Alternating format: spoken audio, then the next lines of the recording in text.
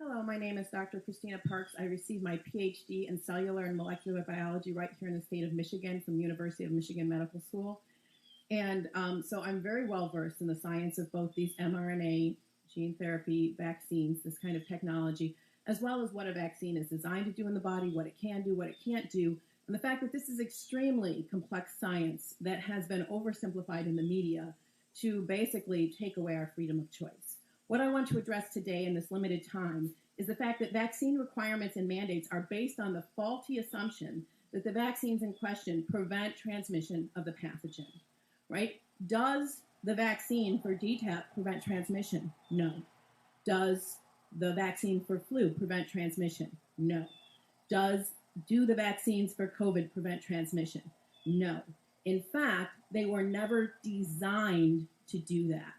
All right, so you're asking, what about this 95% effectiveness? If you look at those clinical trials, they do not say that they prevent transmission. They expressly say that they're measuring whether they attenuate symptoms. So they're 95% effective based on their clinical trials at attenuating symptoms for the first variant, which is essentially gone in our population.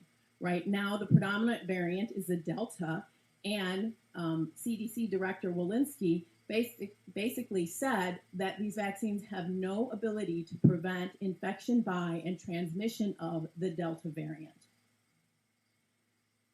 So our policy needs not to be built on the hope of what we think something we want it to do, but what the data actually tell us. So do these viruses do the vaccines prevent the virus from infecting and replicating in the nose and nasopharynx? No. They've only been shown to prevent that replication in the lungs. They're different. The mucosa is very different than the lungs. It's very different than the blood. You inject it to the blood, you make antibodies in your blood. The virus isn't infecting your blood. It's infecting your mucosa, and you don't produce any IgA to neutralize it.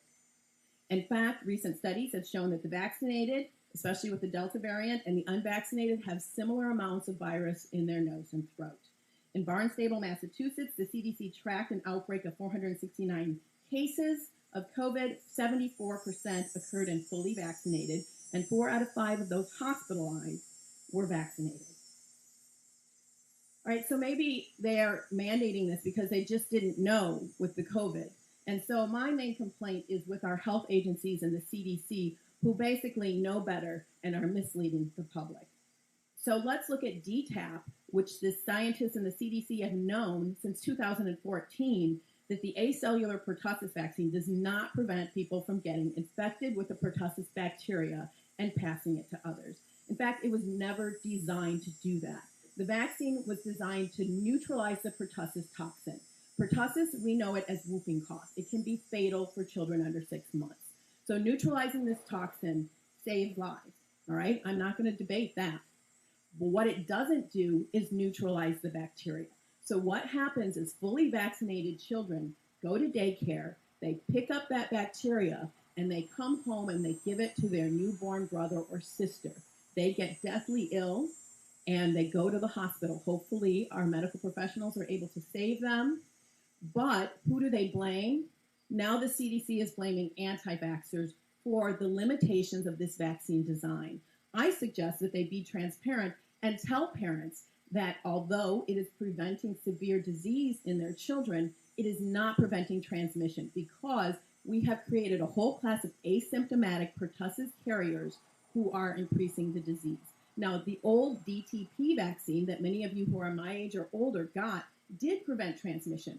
When we switched to the safer acellular version, they knew that it was never designed to prevent transmission. It was safer, it had less adverse events, but pertussis cases have gone through the roof. There's a resurgence in pertussis because of the design of the vaccine, and the vaccinologists know this. They're trying to address it, and so we cannot mandate that something that does not prevent transmission. All right, what about the flu vaccine? Well, they have shown that basically there's no difference, there's no statistical difference if you're vaccinated or unvaccinated, whether you get the flu or not. But it's even worse because although that first year it is somewhat effective, it's about 65% effective at preventing symptoms in you, after that, it actually has negative efficacy. And I want to address this because it's very important. Vaccines are made to a specific variant. And when that variant mutates, the vaccine no longer recognizes it.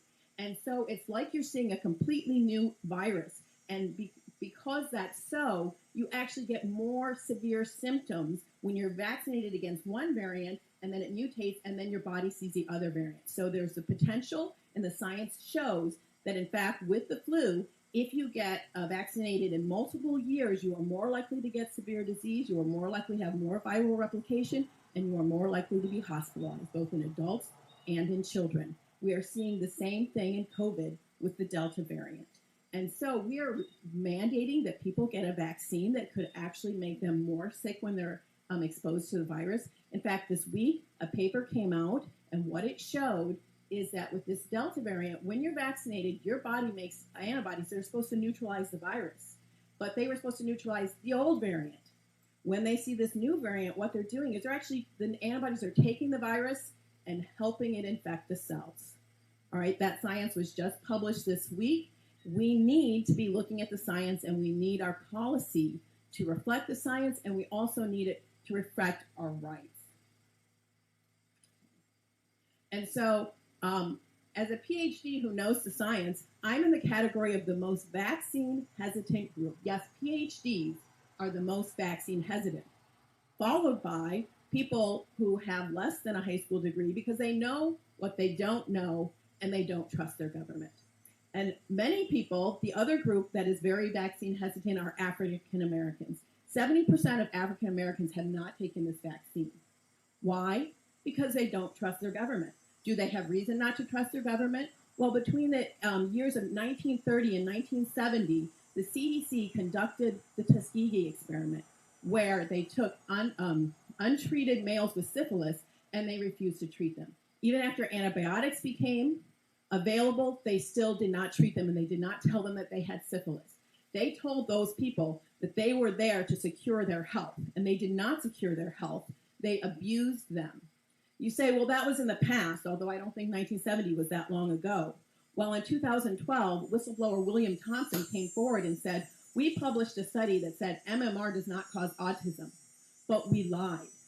In fact, we shredded data that showed that when Black boys are vaccinated on time, they have increased rates of autism diagnosis. And we shredded it and we left it out of the paper. As an African American and a PhD, I want to ask each of you, are we going to exclude 70% of African American people from the workforce and from education? Right? My ancestors did not work this hard. I come up from a family that worked very hard, and I'm very aware that my privileges are dependent on the work of my grandmother and my great-grandmother, and I have great respect for these people that put me where I am. And yet you're telling me that my son will not be able to be educated if, based on the history of African Americans in this country, that he doesn't want to be vaccinated? Right? So I will leave you with that question. Who are we going to exclude from the workforce? Are we going to continue with discrimination and segregation in the United States of America? Thank you.